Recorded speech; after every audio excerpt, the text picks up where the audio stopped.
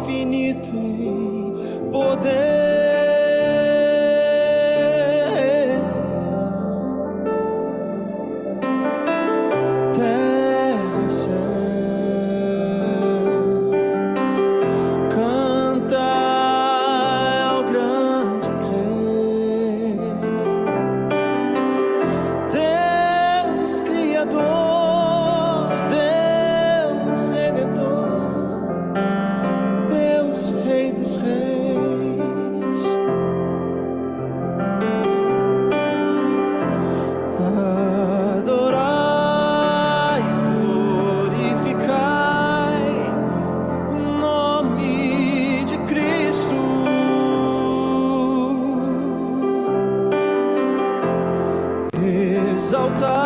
Exaltai, magnificai Jesus o Senhor.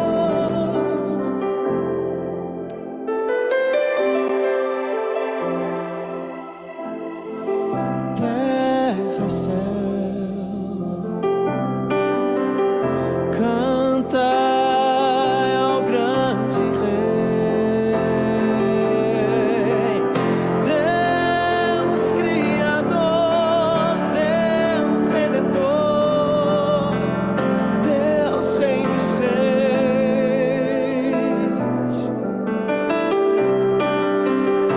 Deus Criador, Deus Redentor, Deus Rei dos Reis.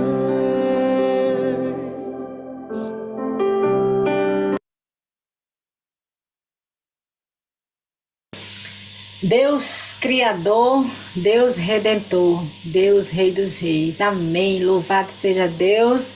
Sejam todos bem-vindos. Estamos aqui mais uma vez juntos para aprender mais desse Deus maravilhoso. Não sei quantos aqui eu enviei, né, para minha lista aquela mensagem, o vídeo que ficou aqui. Eu tive que gravar aqui no canal porque estamos com problema na edição. Mas daquele que algumas pessoas me pediram, que a gente comentou sobre o pastor, né, o pastor de uma outra igreja, uma igreja pentecostal, falando ali poderosamente sobre o dia do Senhor. Se você não assistiu, convido você a assistir, viu? É só entrar aqui no canal e tem aí a descrição desse vídeo, tá certo? Muito bem, estamos nessa semana de evangelismo. No meu tempo, chamava Semana do Calvário. Hoje, né, para chamar a atenção das pessoas, colocam o nome de Semana Santa.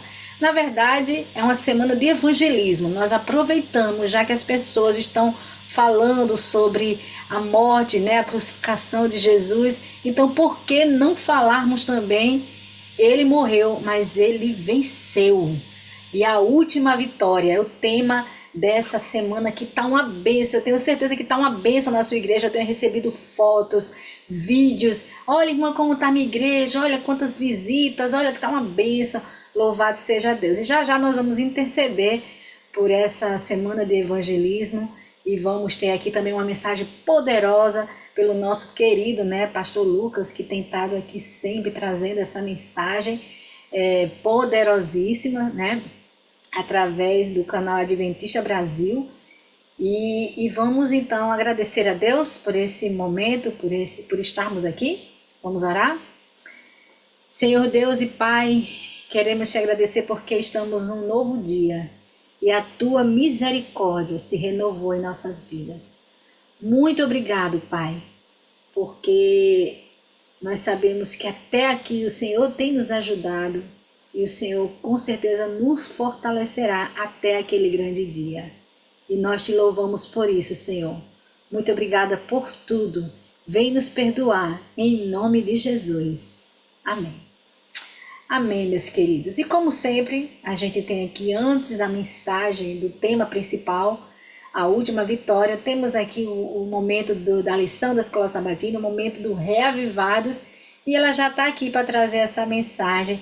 Bom dia, minha irmã Socorro. Liga o microfone, liga o áudio. Agora sim. Bom dia a todos. Louvado seja Deus. pela vida, pelo cuidado, né? A noite que Ele nos concedeu, por estarmos nessa manhã aqui buscando o Senhor, a Amém. palavra dele é aberta, Ele quer falar aos nossos corações, né? Amém. Então, nesse momento vamos fazer uma oração para pedir a orientação do Espírito Santo de Deus na leitura da sua palavra. Amém? Oremos. Grande Deus, grande Pai, obrigado, Senhor. Obrigado pela tua presença, obrigado porque o Senhor é conosco. Na tua palavra, o Senhor diz que eu vou estar com vocês todos os dias até a consumação dos séculos. Muito obrigado. E nós cremos assim, temos vivido dias difíceis, mas sabemos que o Senhor está conosco. Então, continue conosco durante esse dia, que tudo que a gente venha fazer seja para honrar e glorificar seu nome. Obrigado, Senhor, pelo teu sacrifício, pelo teu sangue derramado na cruz do Calvário, por cada um de nós. O motivo de estarmos aqui é porque o Senhor nos salvou pela sua graça, pelo seu amor. Então, continue conosco, é o que nós te pedimos. Também a iluminação do Espírito Santo de Deus sobre tua palavra, que a gente venha aprender aqui nessa manhã, possamos levar para todo esse dia. É o que nós te pedimos e te agradecemos em nome de Jesus. Amém. Amém. Louvado seja Deus. O Reavivados, né, dessa manhã, a gente está no início do livro de Ezequiel, e eu achei tão interessante porque nós já fizemos outros anos, né, irmã Clarinha, o Reavivados, e assim, mas a palavra de Deus, ela é uma fonte, né, é inesgotável, é você lendo e você, cada vez que você lê, você vai tirando algo a mais, né, para as nossas vidas. E eu fiquei comparando a questão de Ezequiel com Jeremias, parece que é praticamente a mesma coisa, a missão, né? A missão de pregar para pessoas rebeldes, pessoas que não queriam, mas foram homens que foram levantados por Deus para fazer a obra dele, assim como eu e você hoje, né? Nos nossos dias somos nós que o Senhor está dizendo para mim e para você, vá lá, viu? Ele deu uma missão, e por isso nós estamos aqui, né? De alguma forma ou de outra, nós estamos pregando o evangelho, né? Nós sabemos, nós nem imaginamos onde é que vai chegar esse Reavivados, né? Vai correr aí e eu sei que vai chegar a muitos corações. Mas o Reavivados de Ezequiel capítulo 2, eu vou ler até o 7, porque também parece que só são 10 versículos. 10 versículos, mas eu vou ler até o 7, que eu achei interessante, né? A forma como foi descrito aqui. Fala sobre a vocação de Ezequiel. E diz assim: Esta voz me disse, filho do homem, põe-te em pé e falarei contigo. Então entrou em mim o Espírito, quando falava comigo, e me pus em pé e ouvi o que me falava. Eis-me, ele me disse, filho do homem, eu te envio aos filhos de Israel, as nações rebeldes, que se insurgiram contra mim. Eles e seus pais prevaricaram contra mim, até precisamente ao dia de hoje. Os filhos são de duro semblante e obstinados de coração. Eu te envio a eles, e lhes dirás: assim diz o Senhor. Eles que ouçam, que deixem de ouvir, porque são casa rebelde, hão de saber que esteve no meio deles um profeta. Tu, ó filho do homem, não os temas, nem temas as suas palavras, ainda que haja sarças e espinhos para contigo, e tu habites com escorpiões. Não temas as suas palavras, nem te assustes com o rosto deles, porque são casa rebelde. Mas tu lhes dirás as minhas palavras, que ouçam, que deixem de ouvir, pois são rebeldes. É forte, né? A leitura é muito forte, né? E eu fico imaginando a questão de Ezequiel, como foi a questão também de Jeremias naquele tempo, que foi chamado para levar a palavra do Senhor. E a gente fica imaginando, irmãos, isso não é fácil, não, viu? É um povo extremamente. Eu fiquei pensando, o ser humano é ser humano em todo o tempo, né? Porque a gente também vê essa rebeldia hoje, né? Infelizmente, às vezes até no meio de quem já conhece a palavra de Deus, e como foi na questão do povo de Israel, né? E é muito interessante, e são muito fortes as palavras quando Deus diz para Ezequiel, para ele não ter medo desse povo. Quer dizer, ele é tão interessante que ele diz aqui: você não tenha medo, né, nem das suas palavras, né? Você não tenha medo do rosto deles. Eu fico imaginando a fisionomia desse povo rebelde, né? Com Ezequiel pregando a palavra de Deus, falando aquilo que Deus disse para ele falar, e a gente fica imaginando que às vezes, como seres humanos, a gente teme, né?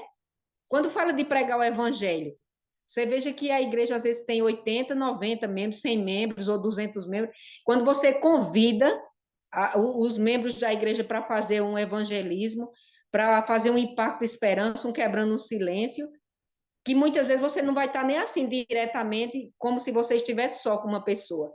Mas você vê que vem uma minoria, não vem a igreja toda.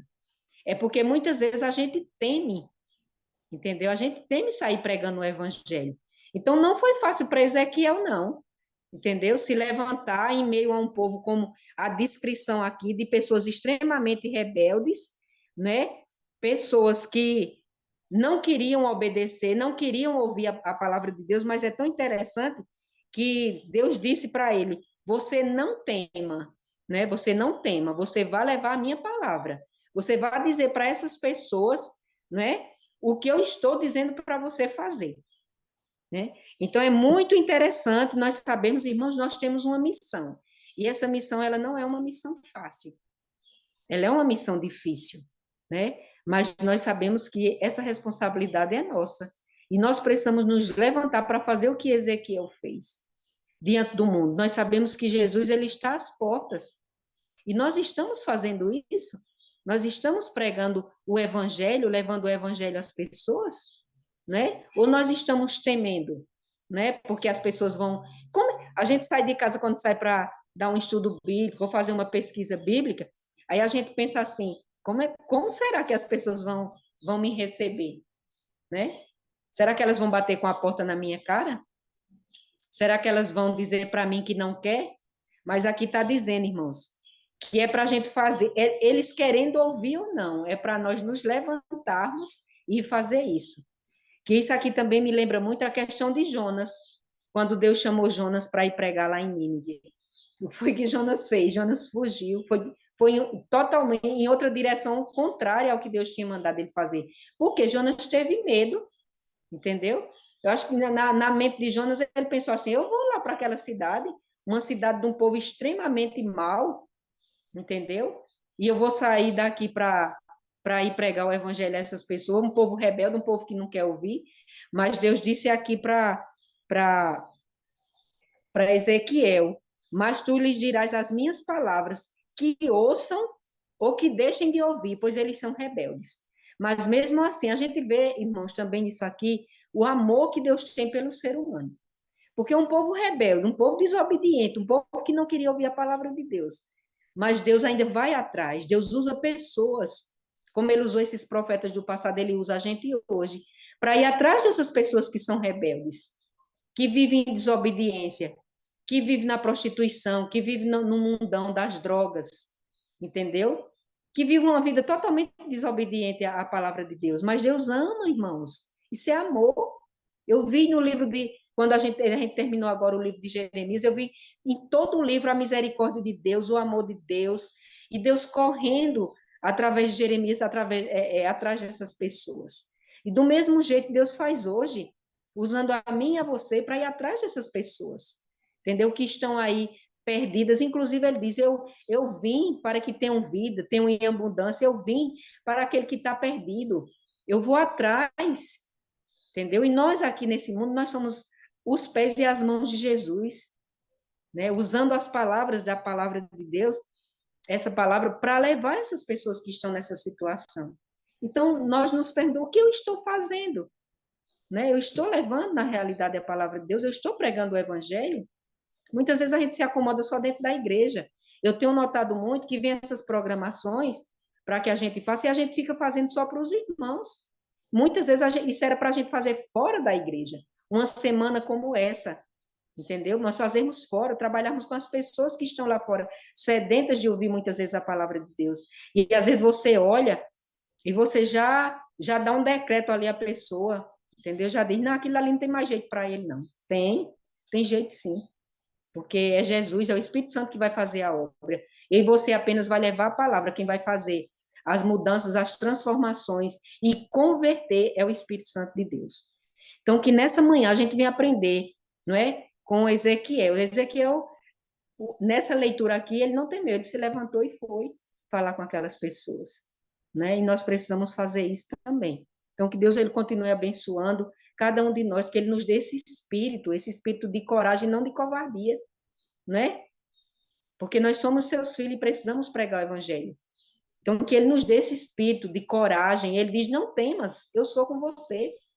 Nós não vamos sozinhos, né? Ele vai adiante. E louvado seja Deus por isso. Amém? Então, que essa palavra ela venha encontrar um lugar no nosso coração nessa manhã, que a gente venha fazer aquilo que Jesus deixou para mim e você, ir e pregar o evangelho a toda criatura, independente de quem seja. Amém? Oremos. Grande Deus e eterno Pai, muito obrigado, Senhor. Obrigado porque, apesar de sermos pecadores, falhos e defeituosos, mas o Senhor nos escolheu para uma grande missão, a missão da pregação do Evangelho, de levar a Tua palavra àquelas pessoas que ainda não Te conheceram, Senhor. Então, que o Senhor nos use de maneira poderosa, que tire esse espírito que temos muitas vezes dentro de nós, de covardia, de medo, né, de sairmos pregando o Evangelho. Então, que sejamos usados por Ti aqui nessa terra para abreviarmos a Tua volta. Continue agora conosco, abençoando também a lição da Escola Sabatina, que vai ser passada agora nesse momento, usando o irmão Berivaldo, que ele venha não falar de si, mas inspirado pelo Teu Santo Espírito, e que a mensagem venha encontrar também lugar nos nossos corações. É o que nós te pedimos e te agradecemos nessa manhã, em nome de Jesus. Amém. Amém, amém. Obrigada, minha irmã Socorro. Louvado seja Deus por Amém. essa mensagem, né? Que Deus continue te abençoando, viu, serva de Deus? Amém. Amém. É assim, gente. Evangelista fala assim, vai, fala mesmo, não tenham medo, tenham coragem e dispõe-te. Tenha vontade também de se levantar e ir quando o Senhor chamar. Isso é que é importante, tá bom? Vão deixando aí seu pedido de oração, a gente vai estar anotando os pedidos de oração, tá bom? Deixa aí seu pedido de oração a todos que estão conectados conosco, viu? Irmão Paulo, irmão Rogério, irmão Luiz Gonzaga, a Ivanilde, a Virgínia, todos que estão sempre aqui conectados conosco, certo? A irmã Jane, a Ilza, todos estão conectados aqui. Deixa aí seu pedido de oração, que já já nós vamos interceder. Antes, porém, agora vamos para o momento do estudo da lição da Escola Sabatina. E ele já está aqui para trazer essa mensagem poderosa, que essa semana está fechando com chave de ouro a lição, né, irmão Berivaldo? Tá, bom dia para você, Clari, para todos, amigos e irmãos. Tá terminando, né? Já tá deixando saudades. Verdade. Mas eu creio que Deus já providenciou uma lição, né, tão boa quanto esta para todos nós. O Nonato disse ontem que já estava ansioso para começar a próxima. Ele disse, não é que eu não queira que tenha, ele disse que já está naquela ansiedade para o grande conflito. É contigo, meu irmão. Pois é isso. Pois tá, obrigado. Pronto. Vamos aqui para quarta-feira, né, da lição, que tem como título Esperando no Sábado de Descanso Divino. Né? Então, é um título muito importante e nada melhor do que nós, né, aproveitarmos a oportunidade do esclarecimento da Palavra de Deus na lição da Escola Sabatina. E a pergunta 4 nos diz assim: quais os dois aspectos do sábado são destacados no Salmo 92? A própria lição, o autor, a gente observando, a gente já vê que ele explica bem direitinho, né? Mas antes da gente entrar aqui, eu gostaria de ler para vocês a introdução do Salmo 92, né, nos comentários. Nos diz o seguinte: o Salmo 92 é um hino litúrgico que celebra a destruição do mal e a felicidade, e o triunfo dos fiéis filhos de Deus.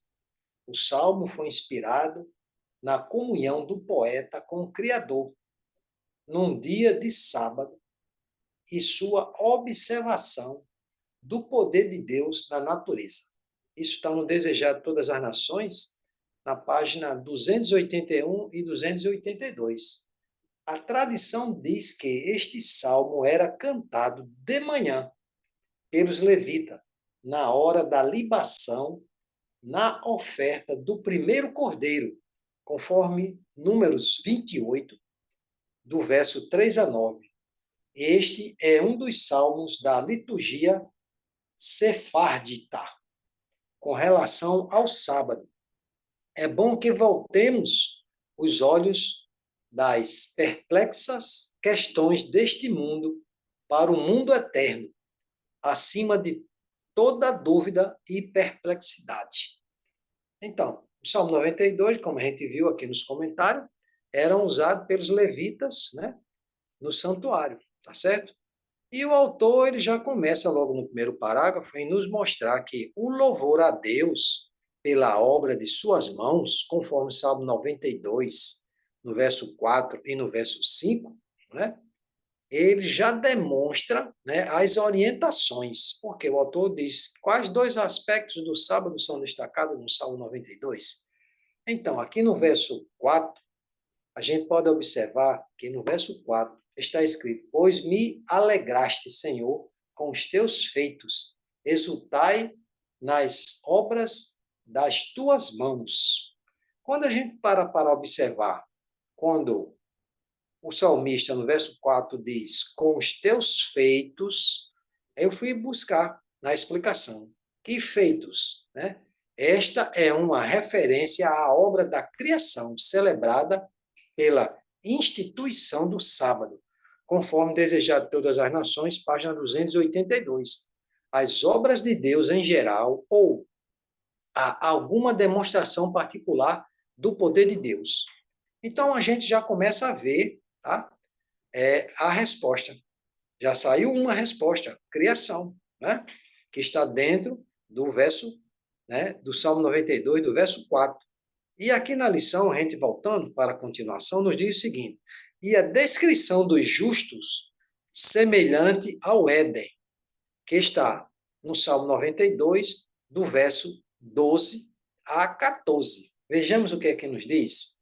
O justo florescerá como a palmeira, crescerá como o cedro no Líbano. Plantados na casa do Senhor, florescerão nos átrios do nosso Deus. Na velhice darão ainda frutos, serão cheios de seivas e de verdor. Tá? Para a gente entender que espiritualmente os justos, eles têm essa promessa de Deus. Se nós observarmos, o autor, ele está nos mostrando, dentro do Salmo 92, né, que apesar de todas as orientações dadas por Deus, e deles exercerem dentro da liturgia, né, o cântico do Salmo 92, né, no sábado, principalmente no horário da manhã, e aos horários da manhã, logo no início, né, ao começar, né, as atividades no santuário, que eles cantavam, podemos ver aqui que apontam para a criação. O primeiro aspecto que o sábado comemora, o Salmo magnifica o Senhor por sua vitória sobre os inimigos como o Deus da justiça. Se nós continuarmos a estudar o Salmo 92, do verso 7 a 15, nós vamos ter essas orientações, tá? E assim reforça o segundo tema do sábado, que está, né, na libertação. Primeiro, criação, e a segunda, libertação. E eu fui lá em Deuteronômio, capítulo 5, do verso 12 a 15, que nos relata sobre a questão de quando o povo de Deus saiu do Egito, né? Todas aquelas dificuldades que o povo, né, estava vivendo, né? Deus deu a libertação. E ali deu uma orientação. Se nós lermos o capítulo 5, né, do verso 1 até o verso 21, nós vamos entender plenamente. Porém, nós só vamos ler do verso 12 ao verso 15, que está escrito: guarda o dia de sábado para o santificar, como te ordenou o Senhor teu Deus. 6 dias trabalharás e farás toda a tua obra, mas o 7º dia é o sábado do Senhor teu Deus. Não farás nenhum trabalho, nem tu, nem o teu filho, nem a tua filha, nem o teu servo, nem a tua serva, nem o teu boi, nem o teu jumento, nem animal algum teu, nem o estrangeiro das tuas portas para dentro, para que o teu servo e a tua serva descansem como tu. Verso 15. Porque te lembrarás que foste servo na terra do Egito, e que o Senhor teu Deus te tirou dali com mão poderosa, o braço estendido, pelo que o Senhor teu Deus te ordenou que guardaste o dia de sábado. Olha, além de ter essas orientações todas, né, no que se refere ao Salmo 92 com o sábado, com a criação e com a libertação, podemos incluir a graça. Deus está falando aqui da graça. Se nós observarmos no verso 15, quando Deus diz: porque te lembrarás que foste servo na terra do Egito, e que o Senhor teu Deus te tirou dali com mão poderosa. Olha, se Deus tirou dali com mão poderosa, é a graça de Deus. Como é que o povo de Deus, os hebreus, iam sair das mãos dos egípcios de tal situação que eles estavam? Viu o trabalho que Deus teve de tirar o seu povo dali? Então, nós entendemos que Deus usou a sua graça, né, para poder tirar o seu povo dali do Egito, que estava vivendo uma vida de servidão. Né?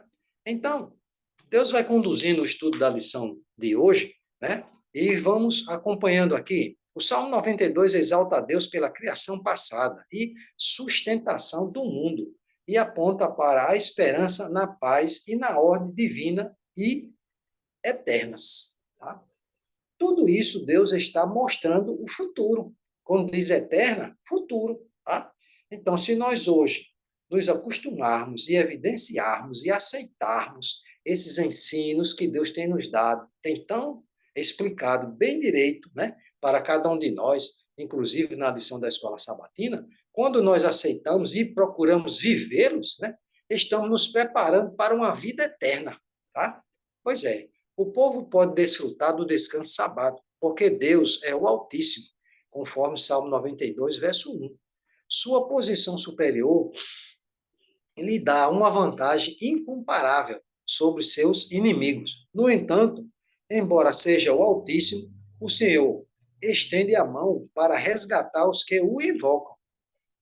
A criação, e especialmente a redenção, devem inspirar as pessoas a adorar a Deus. Afinal, viver em uma criação devastada pelo pecado sem esperança de redenção não seria nada animador, pois não teríamos qualquer esperança. Por isso, louvamos ao Senhor, não apenas como Criador, mas também como Redentor.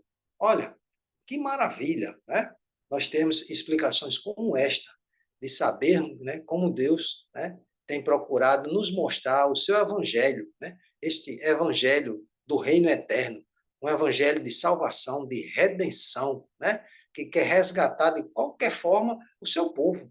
Então, tá certo? Aqui no último parágrafo da lição, podemos observar que não é surpreendente que encontremos pensamentos sobre consagração em um salmo dedicado ao sábado, pois esse dia é o sinal de que o Senhor, né, santifica seu povo.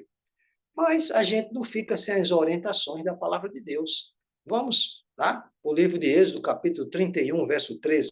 Êxodo 31, verso 13. Eu já deixei aqui aberto para que a gente possamos, né, conferir. Êxodo 31, verso 13.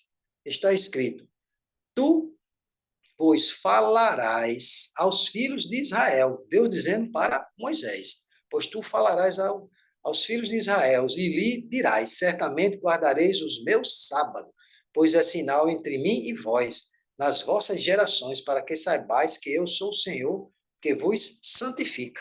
Tá? Então, quando Deus criou o sábado, logo no início, da criação, né? E Deus também mostrou o sábado da ressurreição, da restauração, tá certo? Deus abençoou, santificou e o guardou, tá? Não havia necessidade de Deus guardar, né? De Deus descansar, porque Deus não se cansa, Deus não se fadiga. Deus é onisciente, onipresente e onipotente. Mas Deus pediu para Moisés para dizer para seu povo, né, que eles procurassem santificar. Pensa aí num dia diferente de todos os dias. Você já parou para planejar, né? Começar a guardar um sábado para você ver as bênçãos que Deus tem para você? Comece a se preparar. Ó, comece a se preparar hoje. Vá se organizando para no sábado você estar, né, adorando a Deus. Procure uma igreja adventista do sétimo dia. Você entra aí no link, né, da Igreja Adventista do Sétimo Dia, que você vai encontrar, tá, a Igreja Adventista mais perto da sua casa. E você pode começar a desafiar a Deus. Tá? Deus diz lá no livro de Malaquias, capítulo 10, provai-me nisto, se eu não abrir os celeiros dos céus, derramar sobre vós bênçãos sem medida. Provai-me nisto. É Deus que está dizendo para você. Então, você prova a Deus, guarda o sábado e você vê as bênçãos de Deus, tá? Então, as imagens de palmeiras e cedro do Líbano retratam o povo de Deus crescendo na fé e na verdadeira apreciação dos maravilhosos propósitos e do amor de Deus. O sábado é o sinal da aliança eterna do Senhor com o seu povo. No livro de Ezequiel 20:20 fala sobre isso. Vamos lá? Ezequiel 20:20. Já deixei marcadinho aqui. Ezequiel 20:20. Vamos ver o que é que nos diz? 20:20. Está escrito: santificai. Ó, tá lembrado lá que a gente leu no Êxodo 31:13? Olha, já começa no verso 20. Ó, santificai os meus sábados, pois servirão de sinal entre mim e vós, para que saibais que eu sou o Senhor, vosso Deus. O que é santificar o sábado? É você se separar das suas atividades laborativas, do seu trabalho, que você ganha um pão de cada dia, né? Dos negócios, de compras e vendas, tudo isso você deixa para fazer de domingo a sexta. E você vai se organizando para que no sábado você tenha parado com tudo isto e você vai se deleitar. Vai se deleitar. E com isso, Deus, nos seus celeiros, que tem bênçãos sem medidas, ele vai te dar essas bênçãos para que você veja, como Deus diz, provai-me nisso, se eu não abrir o celeiro dos céus e derramar bênçãos sem medidas sobre você. Tá certo? Então, assim o descanso sabático é essencial para o povo de Deus, visto que o capacita a esperar com confiança de que o Senhor cumpre as promessas da aliança. Tá certo? Então, nós estamos encerrando aqui o estudo da lição da Escola Sabatina, esperando no sábado de descanso divino. Mas eu gostaria de deixar uma tarefa para você, de você ler, examinar e avaliar no livro de Hebreus, capítulo 4, do verso 1 ao verso 10, que sobre o sábado também Deus não somente fala no Antigo Testamento, mas Deus também fala no Novo Testamento, no livro de Hebreus. Se você se lembrar, em Lucas 23, você lendo, quando Maria Madalena, né, Salomé, as mulheres levaram ungüentos para preparar o corpo de Cristo, já tinha passado, né, o dia da preparação, já tinha entrado a hora do sábado, e elas guardaram o segundo mandamento. Está escrito lá. E esse segundo mandamento é a lei moral, a lei que Deus deu, né? Lá no Sinai, escreveu com seus próprios dedos, tá? E deu para Moisés as tábuas da lei. Então, você pode ler Lucas 23, tá? E também pode ler em Hebreus 4, de 1 a 10. E você vai encontrar no Novo Testamento, né? Deus falando, a sua palavra falando, explicando sobre o sábado. E por que que Deus pede para santificar, tá certo? Então, que Deus te abençoe, que Deus te guarde, né? Que Deus te proteja. Oremos. Pai querido, te agradecemos por tudo. Que o Senhor, durante este dia, dessa jornada, que o Senhor esteja conosco, esteja com essa pessoa que entrou pela primeira vez nessa live. Que o Senhor também a abençoe. Que Deus e o Espírito Santo seja a nossa companhia. Te oramos e te agradecemos no nome de Jesus. Amém. Amém, amém, glória a Deus. É como eu coloquei aqui no canal um vídeo justamente, o pastor falando sobre isso, ele disse, é o aperitivo da eternidade, porque lá na eternidade também descansaremos juntos com o Senhor nesse dia. E ele fala, quem aceita Jesus, aceita o seu descanso. Eu achei isso muito interessante, viu, irmão Verivaldo? Quem aceita Jesus, aceita o seu descanso. Isso é tremendo, viu? Louvado seja Deus. Muito bem, meus amados. Agora nós vamos seguir, vamos interceder pelo seu pedido, certo? Vão deixando aí o seu pedido de oração. Já tem alguns pedidos de oração que têm sido colocados aqui. Aqui nós estamos em oração. Vou reforçar aqui o pedido da irmã Iris. Ela pede porque alguns anos atrás ela enfrentou o câncer, né? E venceu o câncer de mama. E agora ela está novamente, teve um novo diagnóstico e agora no estômago. Então ela pede que nós possamos estar orando por ela, tá bom? Que nós possamos orar e pedir ao Senhor que assim, né? Que ela disse, eu sei que o Senhor vai me dar força para vencer mais essa batalha. Porque nós passamos, irmãos, luta atrás de batalha, batalha atrás de luta, certo? Temos muitos pedidos de oração. A Jéssica pede pela sua avó, tá? A Jéssica está pedindo pela sua avó. Tem também aqui o irmão Milton está pedindo pela sua saúde. A Salvina pediu pelo seu esposo, que ele está um pouco debilitado, certo? Então ela está pedindo oração por ele também, tá bom?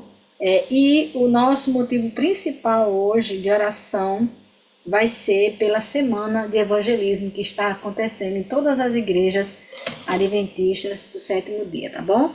Vamos então fazer esse momento de oração, vamos orar, vamos pedir ao Senhor que, de uma forma muito especial, Ele possa estar recolhendo esses pedidos e que esses pedidos cheguem até o trono da sua graça e que Ele faça conforme a sua vontade, que é boa, perfeita e agradável. Vamos orar. Senhor nosso Deus e Pai, aqui estamos nesse momento de oração para te entregar aqui, ó Deus, cada um desses pedidos que aqui foram feitos. Talvez, Pai, tenha outros pedidos que talvez não foram mencionados por algum motivo, mas o Senhor contempla essa tua filha, que clama pelos seus filhos, pelo seu esposo, pela sua família. Filhos que um dia, quem sabe, ó Deus, conheceram essa mensagem e hoje se encontram afastados. Pai, em teu nome, nós queremos também te pedir por esse teu filho, que está aqui, ó Deus, clamando para que o Senhor abra uma porta, porque é a porta que o Senhor abre ninguém fecha. E nós cremos, ó Deus, no teu poder. Vencer, ó Deus, também com esses teus filhos, Pai, que estão aqui. Quem sabe, ó Deus, à espera de um milagre. Quem sabe estão numa situação que só um milagre. E nós cremos que o Senhor é o mesmo ontem, hoje e será para sempre o mesmo. O mesmo Deus que agiu, que abriu o mar, o mesmo Deus que agiu no passado com o seu povo, é o mesmo Deus que está conosco hoje. Senhor, esse teu filho, quem sabe, tem uma causa, Pai, uma causa na justiça, uma situação para ser resolvida. Pai, nós queremos entregar nesse momento também, Senhor. E o Senhor é um justo juiz, e o Senhor julgará essa causa com justiça. E nós cremos nisso, Pai. Vencer com cada pedido, Senhor, mas hoje, Senhor, de uma forma muito especial. Queremos te pedir, ó Deus, pelos evangelismos que estão acontecendo, todos os pontos de evangelismo, Deus, que estão sendo aí, ó Deus, representados para levar a tua palavra. Que o Senhor unja os lábios daquele que está levando essa mensagem, Pai. também, ó Deus, que teu Espírito Santo cause impressões eternas na mente e nos corações dessas pessoas que estão ouvindo, que elas tomem uma decisão ao teu lado, Pai. Que nós possamos ser instrumentos teus para essa pregação do Evangelho. Todas essas bênçãos nós te pedimos, Senhor, com a certeza de que o Senhor nos ouve, porque a sua misericórdia dura para sempre. Nós te oramos e te pedimos em nome de Jesus. Amém. Amém, meu querido. Vamos agora ficar com a mensagem, com o nosso querido pastor Lucas, certo? Todos os dias nós temos trazido essa mensagem. Então vocês fiquem atentos e depois a gente volta então para agradecer a presença de todos e se despedir. Só um momento.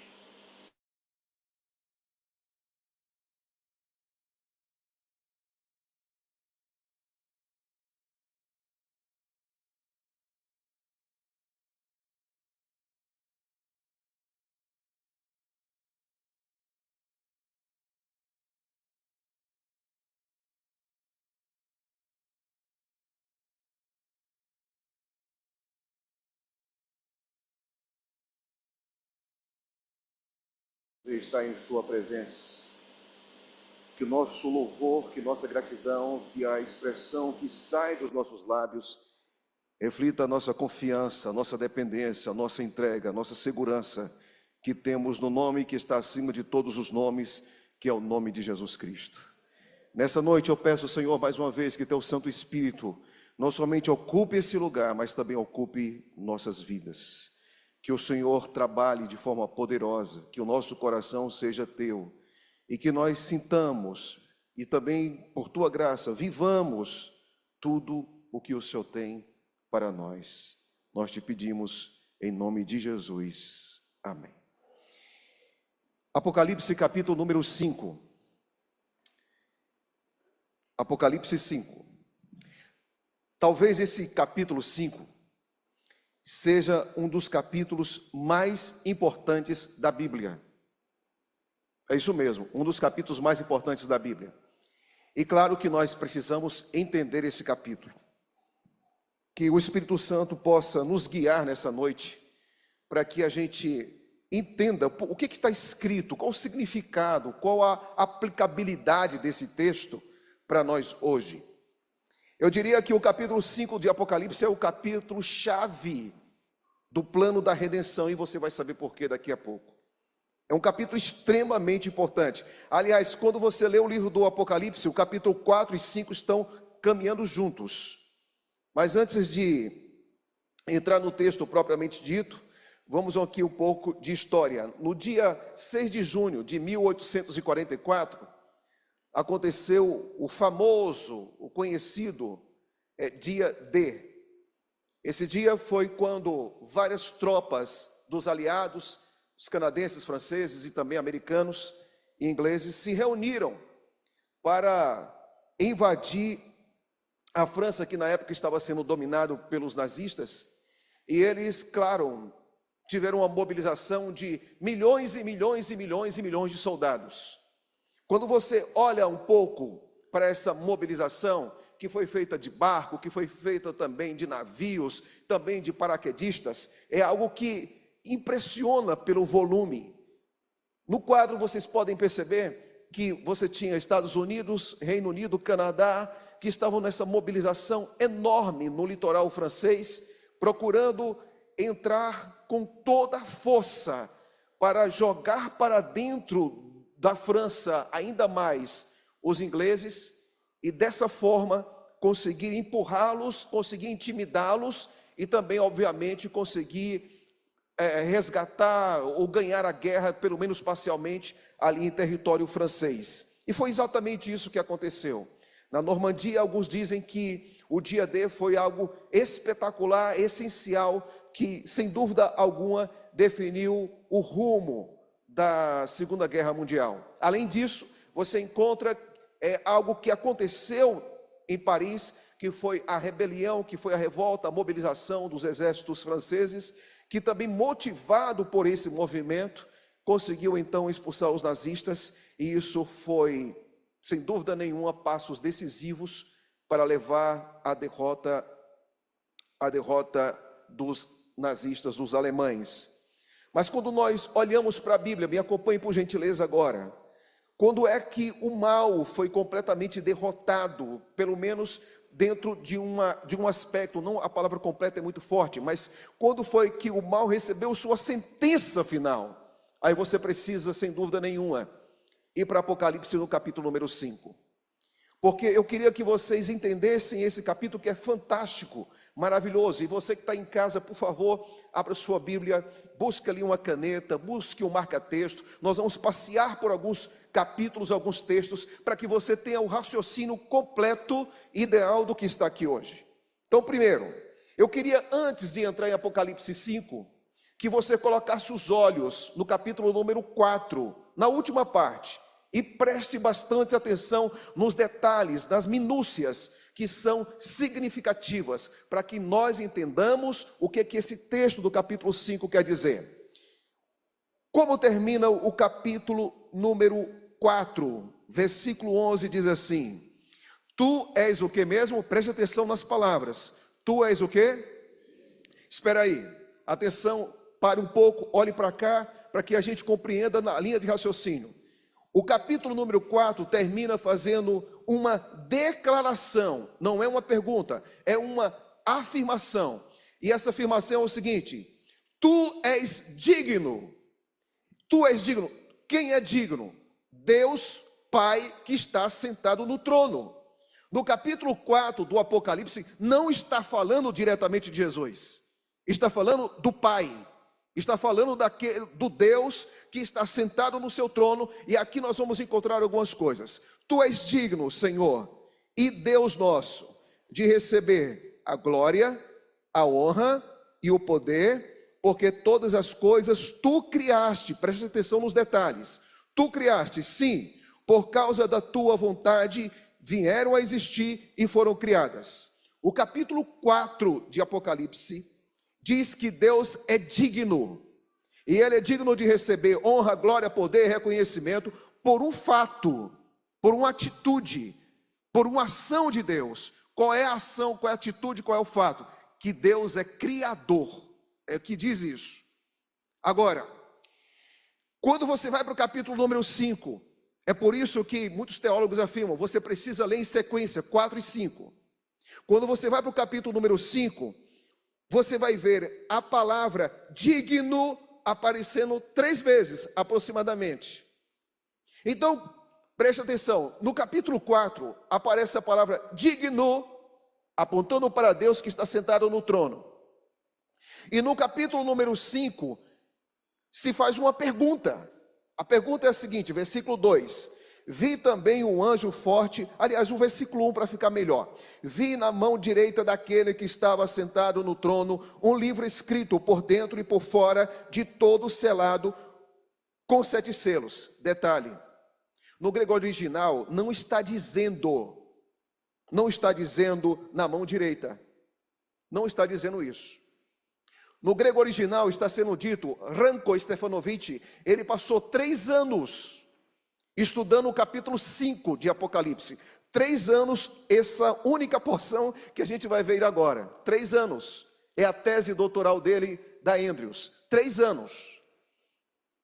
E ele estudando várias vezes essa expressão na mão direita, ele descobriu que essa expressão aparece no mundo grego e também dentro da Bíblia, na mão direita, não como mão direita, mas do lado direito. Aí você diz o seguinte, grande coisa, pastor, do lado direito, mão direita é tudo a mesma coisa. Não é. Aí você diz, por que não é? Porque quando você olha o texto e diz assim, era a mão direita de Deus, você vai diminuir o sentido da cena, da visão que João está tendo. Por quê? Porque existe uma enorme diferença entre algo que está na mão e algo que está do lado. Por quê? Porque é o seguinte, na Bíblia, trono, você não pode pensar em trono como você pensa no trono do rei Charles, da rainha Elizabeth, onde somente ela se assentava. O trono dentro de Israel não era um lugar onde uma pessoa se sentava. Quer um exemplo? Quando Salomão chama a sua mãe para estar com ele, e aí você tem aquele problema de Adonias, onde é que a mãe de Salomão senta? Do lado dele.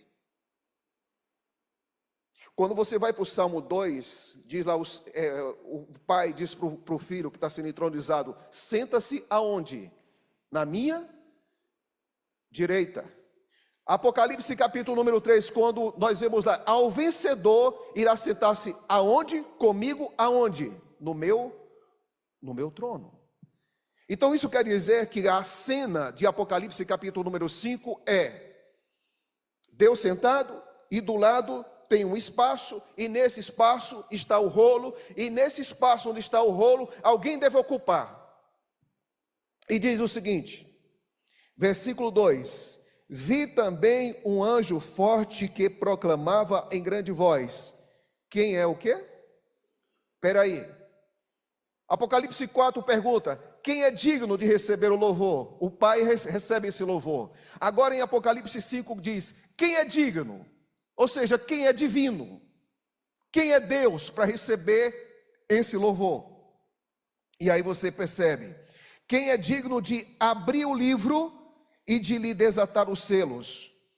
E então o texto diz, ora, nem mesmo no céu, nem mesmo na terra, nem debaixo da terra, ninguém podia abrir o livro, nem mesmo olhar para ele. E eu chorava muito, porque ninguém foi achado digno de abrir, nem mesmo de olhar para ele. Então aqui ele está dizendo, para João ele sabia, esse livro tem algum significado, tem algum sentido, porque a autoridade de olhar para o livro, de pegar o livro, daria condições para que a pessoa também se assentasse ao lado de Deus. Continuando. Todavia, versículo 5, todavia um dos anciãos me disse, não chore, eis que o leão da tribo de Judá, a raiz de Davi, venceu para abrir o livro e os seus 7 selos. Então, enquanto João estava agoniado, angustiado, preocupado, quem pode abrir esse livro? Quem pode sentar-se nesse trono? Então ele diz, olha, fica tranquilo. Por quê? Porque o leão venceu.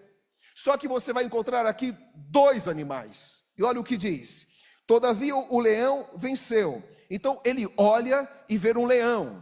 E quando ele se volta, versículo número 6 diz, então vi no meio do trono dos 4 seres viventes, entre os anciãos, de pé um cordeiro. Perceba um detalhe. Apocalipse tem um recurso. O recurso é, ele ouve e ele olha. Exemplo. Ele não vê 144 mil, ele ouve 144 mil, e quando ele olha, ele vê a grande multidão.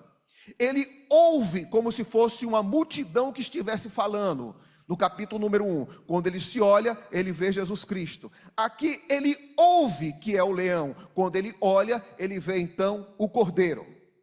Então, o que significa isso? Ele percebe que existe um ser. Leão e cordeiro se referem à mesma pessoa, ou seja, a Jesus Cristo. Então João entende que existe alguém que é o cordeiro, que é capaz de tomar esse livro na mão, que na verdade não é um livro como esse que eu estou usando, não é esse formato, não é um formato de códice, é um formato de rolo com 7 selos. E nesses 7 selos, que esse é o quadro mais ou menos que você está vendo aí na tela, eles tinham que ser rompido cada um desses selos. Mas a pergunta que a gente faz é, quando o Apocalipse fala de algo, você precisa voltar às páginas do Antigo Testamento para compreender. Então, aonde existe livro, aonde existe rolo, aonde existe algo que é dado no contexto de um rei, que aqui vai aparecer, em que nós podemos fazer conexões. Abra sua Bíblia, por favor. O nosso estudo vai se tornar mais interessante agora. Em Deuteronômio, capítulo número 17, você vai ver algo bem interessante. Capítulo número 17. Em Deuteronômio, capítulo número 17, o último livro ali dos 5 primeiros, no versículo 17, você vai encontrar o seguinte: No capítulo 17 está falando dos deveres de um rei. O que é que um rei deveria ter? Qual seria a atitude do rei? O comportamento do rei? O compromisso do rei quando fosse entronizado em Israel? Olha o que o texto diz, capítulo 17 e versículo número 18.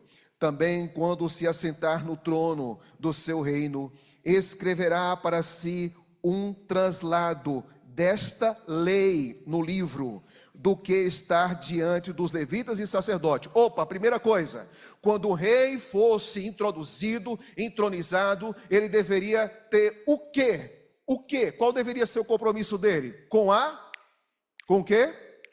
Vamos lá, gente, com o quê mesmo? O que a sua Bíblia diz? Está aí escrito? Então, o rei, ao ser entronizado, ele deveria ter um compromisso com o quê? Com a lei. Olha o que diz mais. E o terá consigo, e nele lerá todos os dias da sua vida, para que aprenda a temer o Senhor, que seu Deus, a fim de guardar todas as palavras desta lei. Novamente a palavra lei. E esses estatutos para os cumprir.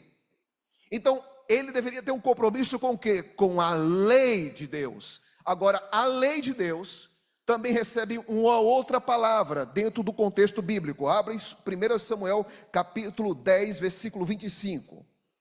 1 Samuel capítulo 10 e versículo de número 25. Quando Samuel ele se encontra com Saul, que foi o primeiro rei, ele diz algo bem interessante para esse rei. Presta atenção na sequência, para que você entenda o que está em Apocalipse capítulo número 5. Diz assim: declarou Samuel ao povo, 1 Samuel 10, você que está em casa pode nos acompanhar e abrir a Bíblia e nos acompanhar na leitura. Declarou Samuel ao povo o direito do rei, escreve no livro escreveu no livro e o pôs perante o Senhor. Então despediu Samuel todo o povo, cada um para a sua casa. O que era esse livro? Os 5 livros da Bíblia, mas especialmente apontando o testemunho que era a lei de Deus. Agora talvez um dos versos mais claros da Bíblia, que fala do papel do rei, do dever do rei, que era observar a lei, e que isso inclui 2 elementos, coroação e também o recebimento desse livro. Talvez um dos versículos mais elucidativos para o papel do rei está agora em 2 Reis, capítulo 11, versículo número 12, que você me acompanha. 2 Reis, capítulo 11, versículo número 12. E veja que verso tremendo. 2 Reis, capítulo número 11 e versículo número 12.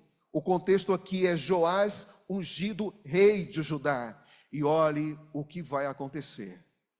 Isso aqui é tremendo, gente. Olha o que vai acontecer. O texto diz assim, versículo 12.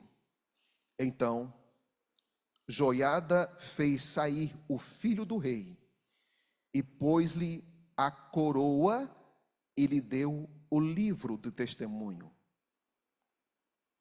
Eles o constituíram rei e ungiram, e bateram palmas e gritaram: viva o rei. Pergunta: quando ele recebe o livro, existe alegria? Não. Quando é que existe alegria? Quando é que existe palmas? Quando ele está sentado e ele recebe 2 coisas: a coroa e o quê? E o livro. Quando você vai para Apocalipse capítulo número 5, quem está sentado no trono? O Pai. E o livro vai ser dado para quem? Para o Filho. Por que que o Filho vai receber o livro? Por que que o Filho vai receber o livro? Por que que o Filho recebe o livro? Porque o Filho morreu. Porque o Filho derramou sangue. Porque o Filho ressuscitou. E Deus então diz que ele pode tomar agora esse livro. Nenhum rei em Israel guardou a lei. Saul caiu. Davi caiu. Todos aqueles reis, os assírios levaram as 10 tribos. Por quê? Porque os reis caíram. Judá e Benjamim depois foram levados para a Babilônia. Por quê? Porque os reis caíram. Mas a Bíblia diz que haveria um filho de Davi que viria. No livro de Lucas diz que Jesus Cristo é aquele em que todas as promessas iriam se cumprir. Então, quando Cristo, ele se levanta na sinagoga e ele vai pregar, ele diz: eu sou ungido do Senhor, eu fui enviado pelo Senhor. E ele pega justamente o livro do profeta Isaías, que também fala de um selo, que também fala de um livro que precisa ser descoberto, e Jesus Cristo diz: esse livro de Isaías se aplica a mim. E Jesus Cristo, nenhum homem conseguiu, mas Jesus Cristo guardou toda a lei. E Jesus Cristo então vai para o Calvário. E quando ele vai para o Calvário, ele então morre. E então quando você olha para Apocalipse capítulo número 5, você vê o que? O que é Apocalipse 5? Não é juízo investigativo, gente. Juízo investigativo é Apocalipse Daniel capítulo número 7. Aqui está falando de entronização. É o rei que foi morto, o rei que ressuscitou e o rei que vai até o céu. Pergunta: por que ele tem esse direito? Por que ele está diante do trono? Por que ele vai sentar? Por que toma o livro? Por quê? O texto é claro, volte comigo, por favor, em Apocalipse 5. O texto diz por que ele tem direito de pegar esse livro. Por que ele está sentado? E novamente a gente vai à palavra digno. A gente já viu em Apocalipse capítulo número 4, 11, que digno é Deus Todo-Poderoso de receber glória, porque criou tudo. Depois o anjo pergunta: quem é digno? 5:2. E depois nós encontramos mais uma vez a palavra digno. E você vê comigo. Aonde? Apocalipse 5, versículo número 9. E entoava um novo cântico, dizendo: digno és de tomar o livro e de abrir os selos, porque foste morto, e com teu sangue compraste para Deus os que se assentam de toda tribo, os que procedem, de toda tribo, língua, povo e nação. Por que ele toma conta desse livro? Por que ele tem autoridade para sentar no trono? Porque Cristo foi morto. Interessante, né? Diz que o leão luta, ele briga. Mas aqui aponta que é o cordeiro que foi morto. Jesus é digno de receber toda a honra, toda a glória, todo o louvor. Ele é digno de receber todo o domínio pelos séculos dos séculos. A pergunta é: por quê? Porque ele foi morto. Isso significa uma coisa: não existe ninguém nesse mundo que Jesus Cristo não possa salvar. Porque o texto é claro ao dizer que ele comprou para Deus os que procedem de toda a tribo, língua, povo e nação. Todos os que aceitarem a Jesus como Salvador serão salvos pelo sangue do Cordeiro. Ninguém nesse mundo, não importa a nação, não importa o nosso passado, não importa os nossos traumas, não importa os abusos que nós sofremos, não importa os vícios que nós somos vítimas, Deus em Jesus Cristo redimiu toda a humanidade. Todo ser humano que crê em Jesus não tem vida melhor. Quem crê em Jesus pode ter vida eterna. Isso é fantástico, gente. Isso é fantástico. Você pode se sentir perdido. Você pode se sentir que não tem mais esperança para você. Você pode sentir que todas as portas estão fechadas para você. Mas Jesus Cristo na cruz, e Jesus Cristo na tumba vazia, na cruz ele morreu por você. Na cruz ele quebrou todo o poder do pecado. E na sua ressurreição ele abriu as portas do paraíso para você e para toda a humanidade. Jesus é capaz de salvar qualquer um. Você pode ter dúvidas. Talvez existam alguns casos que você olha e diz: não, aquele ali não vai ser salvo nunca. Aquela pessoa que se veste daquele jeito, aquela pessoa que vive bebendo, noitadas e mais noitadas. Você sai de uma vigília da igreja, aí no outro dia você vê assim uns jovens de madrugada vindo das baladas. Como é que Jesus vai salvar? Jesus pode salvar qualquer um. Qualquer um. Um dia eu me lembro que eu estava na divisão, doutor Rogério, que também é pastor, dizia assim, um dia eu era criança e tinha um homem que se travestia de mulher. E eu pegava o metrô e eu olhava muitas vezes para aquela pessoa e ela olhava para mim com raiva. Por que você está olhando para mim? Cuide da sua vida. Cuide da sua vida, garoto. Um dia, o evangelho chegou até aquela pessoa. E um dia essa pessoa se entregou a Jesus Cristo. E Jesus Cristo faz uma mudança plena e completa. Jesus não só trabalha na superfície, Jesus trabalha nas profundezas, na profundidade, no interior, no coração. Jesus não trabalha só na superfície, na epiderme. Jesus Cristo vai fundo para salvar. Jesus não muda hábitos, Jesus não muda só comportamento superficial. E às vezes a gente se alegra, né?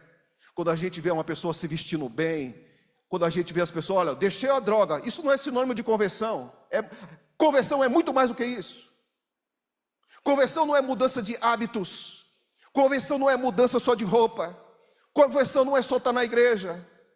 O maior poder, a maior ação de Cristo não é só mudar hábitos. Jesus veio a esse mundo não somente para mudar os seus hábitos, embora sejam importantes os hábitos. Jesus Cristo veio mudar muito mais do que hábitos. Jesus veio mudar natureza. E ninguém pode mudar a natureza por si mesmo. Você não consegue fazer por você mesmo aquilo que Cristo pode fazer por você mesmo. Nós olhamos pessoas que às vezes têm tendências perfeccionistas e ficam trabalhando só no verniz. Só no verniz.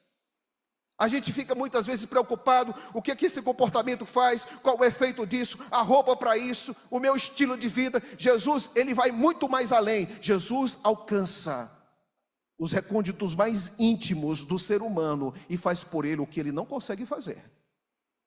Salvação, sabe o que é? É você se submeter a uma condição que você não pode fazer nada por você mesmo. Seus pais podem educar você e a educação tem o seu lugar. A mudança dos hábitos tem o seu lugar. Mas Jesus Cristo não muda só. O papel de Cristo não é educativo apenas. O papel de Cristo não é apenas mudar hábitos. O papel de Cristo é mudar a natureza e mudar a vida. Mudar a vida. Só um detalhe. Vá para os 4 evangelhos e você vai perceber algo muito interessante, sabe? Todas as vezes que Jesus falava de comportamento, ele não estava olhando só para aquilo que todo mundo estava vendo. Você já percebeu isso? Você já percebeu isso? Todas as vezes que Jesus Cristo falava de comportamento, ele não estava só olhando para a pele, para fora. Ele estava indo muito mais além. Você sabe por quê? Porque Jesus Cristo muitas vezes lança no nosso rosto a nossa condição e diz, para de estar enxergando só isso. Eu sou muito mais profundo e posso fazer muito mais. Você sabe o que vocês ouviram? Vocês ouviram que se um homem se deitar com uma mulher que não é sua, ele comete adultério, né? Ele diz isso, não é isso? Aí Jesus Cristo diz, olha para mim. Se você tiver um desejo erótico na sua mente, uma fantasia sexual que você está projetando aí dentro do seu coração, e eu estou enxergando isso, se pecou da mesma maneira que você tivesse entrado em um motel com uma mulher que não é sua, o mesmo pecado você cometeu. Você sabe qual é o problema hoje? Você sabe qual é o nosso problema? É que a gente fica categorizando o pecado. Você sabe o que é pecado grave na nossa cabeça? Alguém na igreja desviou dinheiro, alguém na igreja tem uma relação extraconjugal. Que pecado horrível! E a gente não tolera. A gente não tolera. Mas existem alguns pecados que a gente tolera.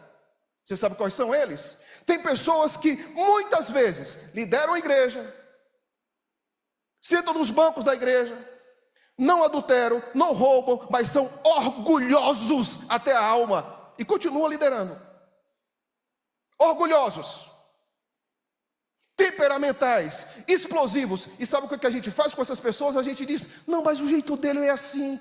É o jeito do irmão, ele é explosivo, mas é o jeito dele. Ele é orgulhoso, pastor, mas é o jeito dele. A gente sabe o que a gente faz? A gente diz, olha, pecados grandes que estão na internet, a gente deve dizer: oh, que horror!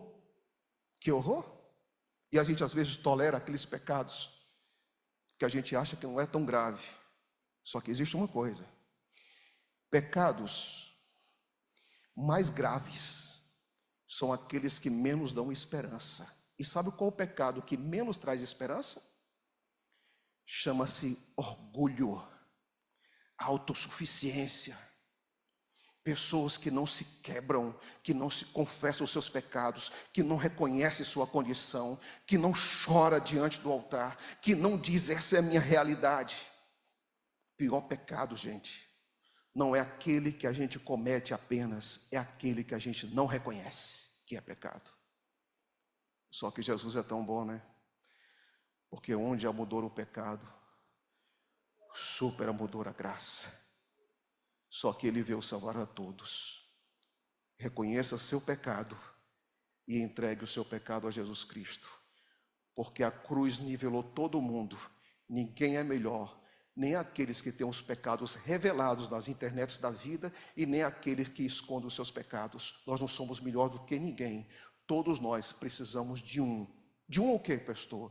De um Salvador. E esse Salvador é Jesus Cristo. Quando nós olhamos para a Bíblia, nós vamos perceber algo que nos chama muito a atenção. E o que você pergunta: pastor, o que você percebe que é tão claro na Bíblia? Por favor, só me ajuda aqui o pessoal da sonoplastia que não está passando. O que nós podemos enxergar dentro da Bíblia? A gente enxerga uma coisa, que dentro da Bíblia você vai ver de Gênesis a Apocalipse algo muito presente. E você pergunta: o que está muito presente? Não está funcionando ainda. O que está muito presente? O que está presente é o sangue de Cristo. O sangue de Cristo, a pessoa de Cristo, está muito mais presente do que a gente imagina. Então Jesus Cristo em toda a Bíblia, Ele é o quê? Ele é cordeiro e é leão. E quando nós olhamos para essa realidade, algo nos chama muito a atenção. E a pergunta é: o que nos chama a atenção? É, por exemplo, quando você vai para o Éden, ali tem sangue. Quando você vai para o deserto, ali tem sangue.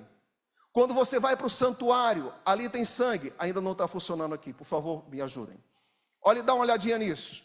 De Gênesis e Apocalipse, o sangue está presente. Veja vocês, no Éden, a experiência de Abraão, que foi o pai da nação. Depois você vê a experiência do Egito e o sacerdote no santuário. O sangue está presente em toda a Bíblia, de Gênesis até Apocalipse.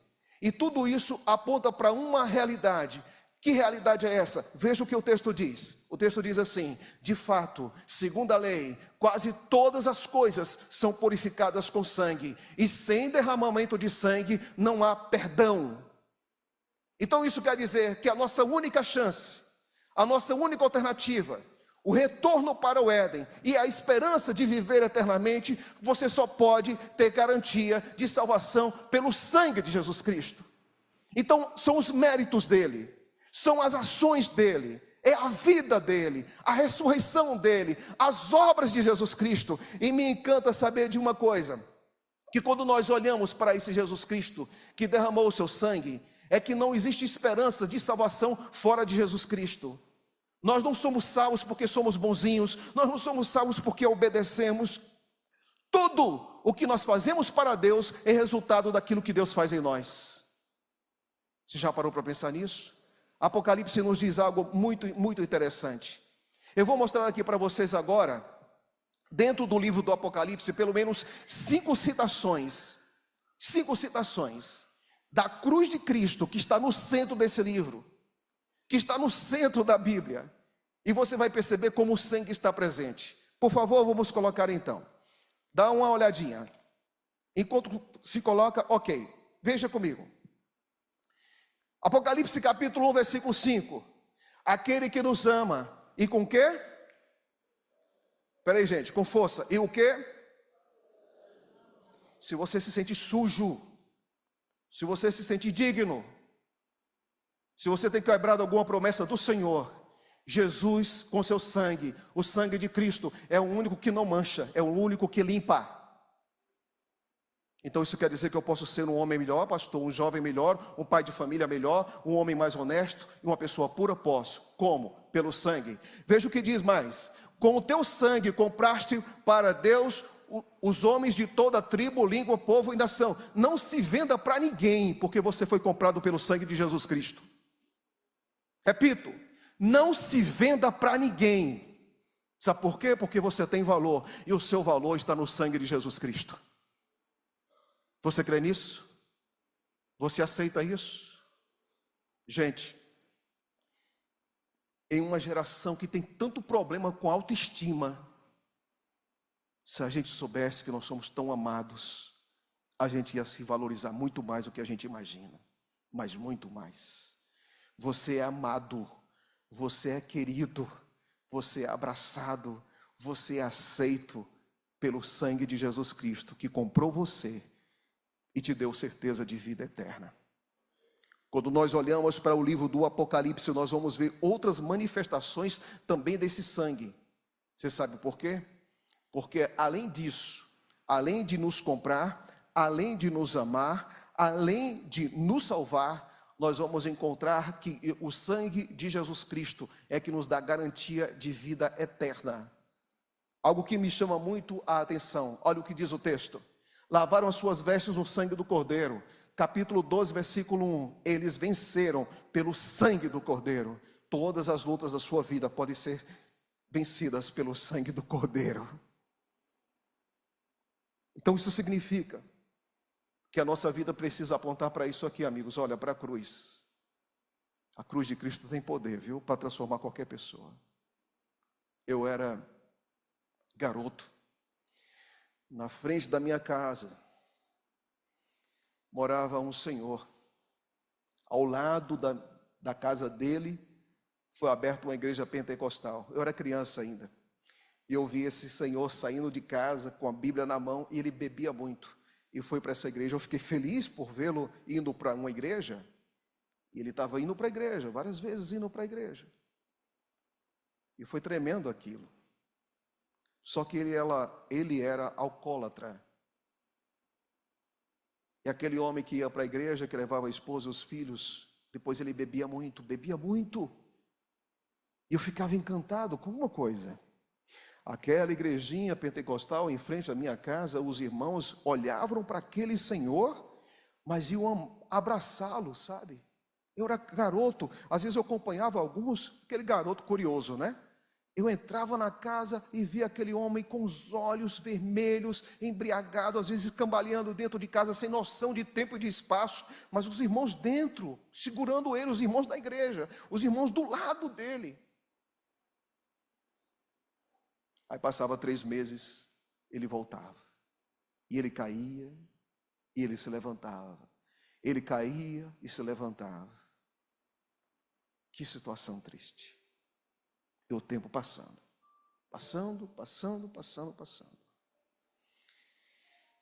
Essa foi a vida que eu vi por muito tempo. Mas ele não desistia de ir para a igrejinha dele. Ele não desistia de sair de casa e recomeçar, e recomeçar, e recomeçar. Mas um dia eu fui embora e passei quase 15 anos fora. A primeira coisa que eu quis fazer foi perguntar por ele. Não tinha mais a igreja, mas ele morava no mesmo lugar. Eu perguntei para um amigo: onde está aquele senhor? Ele está na igreja?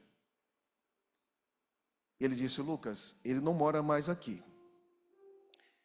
Mas você viu que lá na rodovia, ele era mecânico, tinha uma frase, um pensamento bíblico em cima de uma oficina mecânica que dizia assim: até aqui nos ajudou o Senhor. Você lembra dessa frase quando você passa na rodovia? Eu disse: eu lembro. Ali é a oficina dele. E depois de 15 anos, ele está firme no Senhor. E por isso que ele colocou ali na placa: até aqui nos ajudou o Senhor. Ele não está falando da prosperidade da oficina. Ele está falando do braço do Todo-Poderoso que sustentou a sua vida até agora. Amigos queridos, Jesus venceu, e a vitória de Jesus não pertence só a Jesus. porque a Bíblia diz que ele, porém, foi transpassado por causa das nossas transgressões, esmagado por causa das nossas iniquidades. O castigo que nos traz a paz estava sobre ele, e pelas suas pisaduras nós fomos curados. Em Jesus existe cura para você, porque ele foi ferido por você. Em Jesus existe vida para você, porque ele morreu por você. Em Jesus existe aceitação de sua vida, porque ele foi rejeitado. Em Jesus você pode ter um novo começo, porque ele foi moído. Em Jesus Cristo você pode ser livre, porque ele foi pendurado no madeiro. A morte que era sua, ele levou para que você tivesse vida eterna. Então isso significa, como nós olhamos para trás e vemos a queda de Adão e Eva, nós percebemos uma coisa, que Cristo, diz o texto, ele morreu por nós. Romanos 5:8, não porque eu era adventista, não porque guardava o sábado, não porque era fiel à minha esposa, não porque o meu corpo era templo do Espírito Santo, não porque eu entregava dízimo. A Bíblia diz que Deus nos amou quando nós ainda éramos pecadores. Deus não te ama porque você é bom. Deus nos ama porque ele é bom. Ele é bom. E quando nós olhamos para tudo aquilo que Cristo fez, o Adão caiu, mas Cristo venceu. O Adão perdeu, mas a vitória pertence a Cristo. Um dia eu escutei de um pastor uma frase lindíssima. Ele disse o seguinte: tudo aquilo que Adão perdeu nunca será comparado com aquilo que Cristo conquistou. O que nós ganhamos em Cristo é muito maior do que aquilo que perdemos em Adão. Aleluia. Aquilo que ganhamos em Cristo é maior do que aquilo que nós perdemos em Adão. Então isso quer dizer que a vitória é possível, mas como? Eu gosto muito desse teólogo que diz o seguinte: nós não conquistamos a vitória, mas nos unimos ao vitorioso, que é Jesus Cristo. Entrar no céu não é por causa de performance, não é por causa de desempenho pessoal. Ninguém vai olhar para o céu usando um espelho. Nós vamos nos colocar aos pés daquele que venceu por nós, que está entronizado, que enviou o Espírito Santo e que nos dá poder para viver à altura de filhos e filhas de Deus.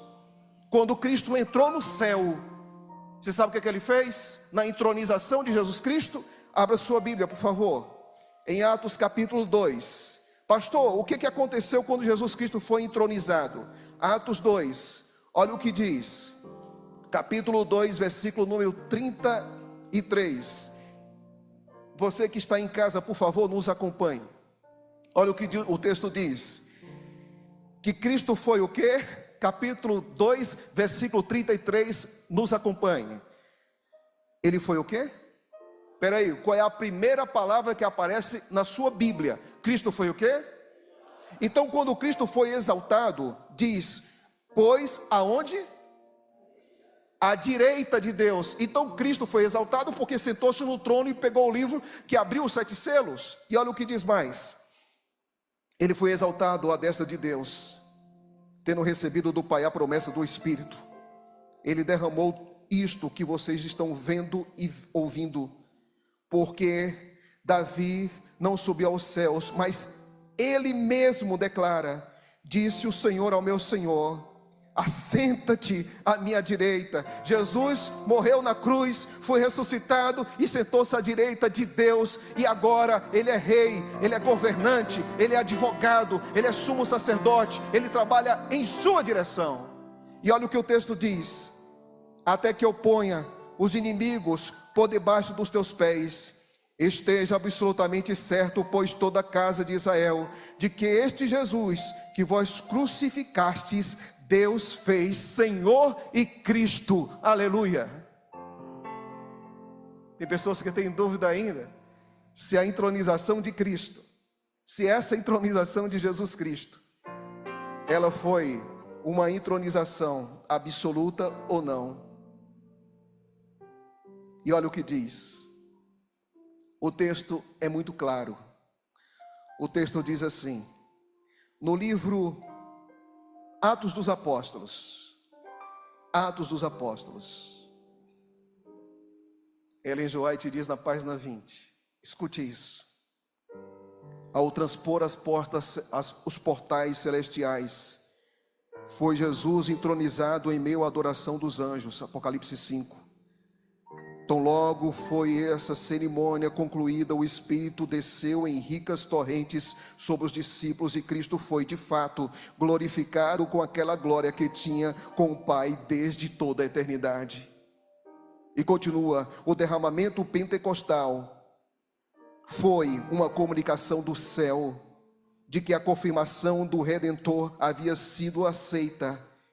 De conformidade com sua promessa, Jesus enviou do céu o Espírito Santo sobre os seus seguidores, em sinal de que ele, como sacerdote e rei, recebera todo o poder no céu e na terra, tornando-se ungido sobre o seu povo. Jesus é rei e Jesus governa. Este mundo, e nem você, está sob o domínio de Satanás.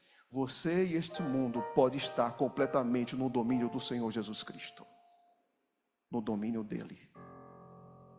Eu concluo dizendo que na Segunda Guerra Mundial, quando houve a Noite dos Cristais, em que deu-se início à perseguição dos judeus, em que muitos tiveram seus bens confiscados, muitos foram perseguidos e muitos saíram dali pouco tempo depois para os campos de concentrações. Apareceu uma senhora brasileira que trabalhava na Alemanha. O seu nome era Sir Moebius. E essa senhora, casado com Guimarães Rosa, ela, trabalhando no consulado, conseguiu salvar, muitas vezes a gente fala da lista de Schindler, mas essa senhora conseguiu salvar a vida de muitos judeus, enviando esses judeus para o Brasil. E ela foi considerada uma heroína, que um dia se transformou em filme, essa biografia que nós precisamos conhecer. Amigos queridos, quando nós olhamos para a libertação de tantas pessoas, através de uma atitude de uma mulher, nós podemos pensar no seguinte: e sobre Jesus Cristo? Jesus Cristo, Ele é a nossa emancipação para o céu. Jesus Cristo é o nosso passaporte para a eternidade. Seu lugar não é aqui. A cruz de Cristo, a entronização de Cristo, abriu para todos nós as portas do paraíso. E em Cristo nós estamos seguros. Cristo é nosso Rei. Cristo é nosso sacerdote. Cristo é o nosso advogado. E Cristo é o nosso Salvador, que em breve voltará para, de uma vez por todas, resgatar todos aqueles que confiaram completamente nele e em seus méritos. Quando eu cheguei nessa igreja sábado, eu disse para o querido pastor Ronaldo: Ronaldo, há uma música que você canta que toca muito meu coração, que fala o seguinte: não importa o que eu passei, não importa o que aconteceu comigo, o amor de Deus vai me alcançar. O amor de Deus vai me alcançar. Eu não sei para quantas pessoas eu estou falando agora. Eu não sei quem é você. Eu não sei quais são os capítulos que você quer esquecer do seu passado. Eu não sei o que tem amargurado você. Eu não sei o que tem roubado de você o desejo de ser feliz e de ter alegria em Deus. Mas eu quero dizer uma coisa: aquilo que você perdeu, Jesus Cristo pode resgatar. Aquilo que um dia colocou você para baixo, Deus tem poder de levantar o seu rosto e fazer você não somente sonhar, mas ter uma vida de realizações ao lado dele. Talvez alguém na sua vida tenha desistido de você, e você sabe quem é essa pessoa. Talvez alguém tenha rejeitado você, e você sabe muito bem quais são os contornos do rosto dessa pessoa. Mas sabe de uma coisa: os braços abertos de Jesus continuam abertos em sua direção. Ele não vai desamparar as obras de suas mãos. Se Deus é digno porque cria, Jesus Cristo é digno porque salva. Ele hoje está com as suas mãos estendidas em sua direção, dizendo: você pode se sentir mal, perdido e abandonado, mas o Filho do Homem veio buscar e salvar o que estava perdido. Você que está em sua casa agora, você crê nisso? Então, por favor, diga: eu creio, pastor. Eu acredito no sangue de Jesus Cristo. Eu acredito no poder de Jesus Cristo. Eu não sou nada, mas em Cristo eu posso me tornar tudo aquilo que Ele deseja no coração dele. E nessa noite eu quero ser reencontrado por Ele novamente. Você crê nisso também? Você crê nisso também? Que Deus te abençoe. Que Deus trabalhe em seu coração. Nessa noite eu pergunto: alguém aqui recebeu esse coração aqui? Você recebeu? Então você vai responder aqui o seguinte: que você deseja se entregar a Jesus Cristo. A única coisa que Ele pede é seu coração. Você sabe por quê? Porque quando você dá o coração, Ele tem tudo. A nossa guerra é no nosso peito. E quando você entrega o coração a Deus, você entrega tudo. Escreva, tome sua decisão. Aqui às portas nós vamos ter algumas pessoas que vão receber o seu coração. E sabe de uma coisa? Deus cuida daqueles que se entregam completamente a Ele.